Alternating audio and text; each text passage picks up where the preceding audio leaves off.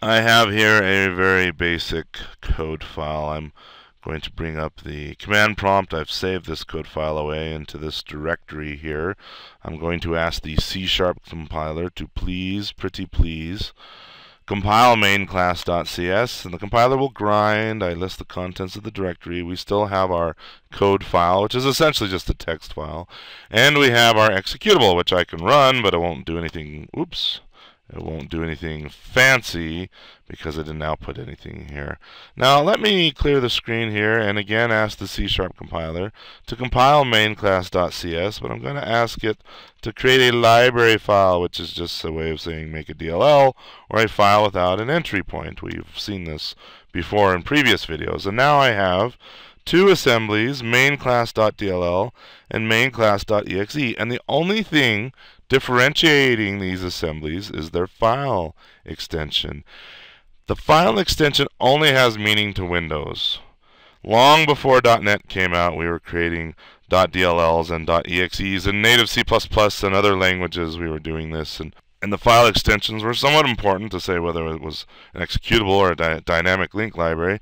But as far as .NET's concerned, these two assemblies are identical. If .NET looks at it, in fact, the only thing .NET can really see is the assembly as its given name. The extension has no meaning to .NET. The only time .NET cares about the extension is when it's looking for an assembly to load at runtime. It'll say, hey, I have this type that's in main class. I need to go find the main class assembly. And so .NET will look around for main class.dll and or main class.exe. And once it finds a file with that extension, it will open it up.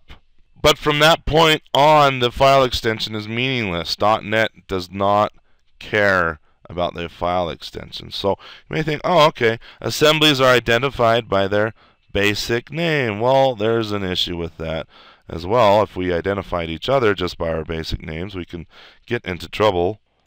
Allow me to bring Chrome into the scene here, and I'm going to Google for my name. Let's just do my first name, Jamie. If we just do first names, we find that we're definitely not going to find any pages about me.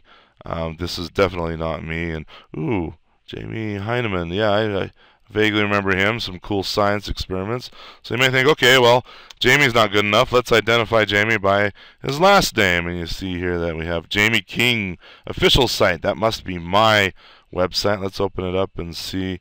That is definitely not me, and these are definitely not people I associate. Ooh, look at that. These are definitely not people I associate with. So, okay, maybe the next hint here. Let's see. Jamie King, IMDb.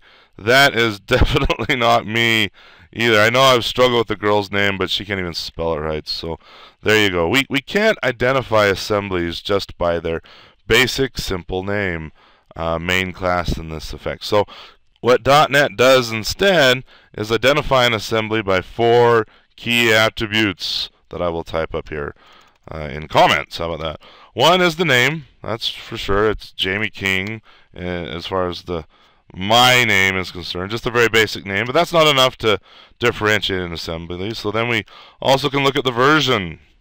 Okay, the version tells us, you know a software. Oh, did you get the latest version? We're upgrading to the latest version.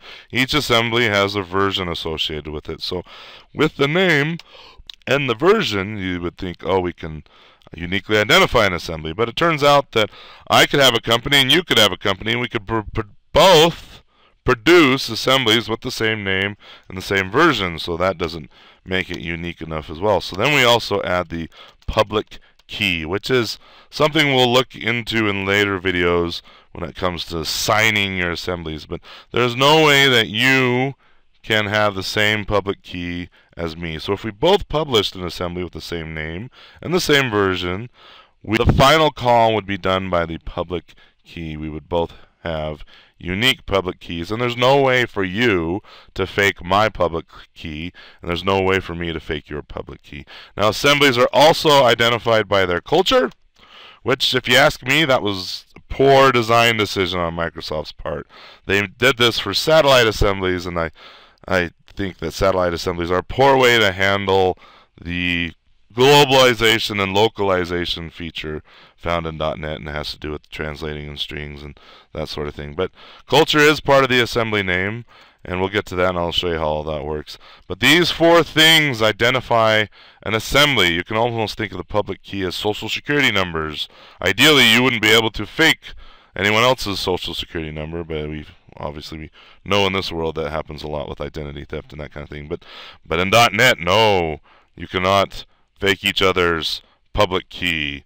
Right, but these 4 things identify an assembly uniquely, and then over the course of the next few videos, we're going to examine these one by one, see how to set them, see how to get them, look at them, that sort of thing.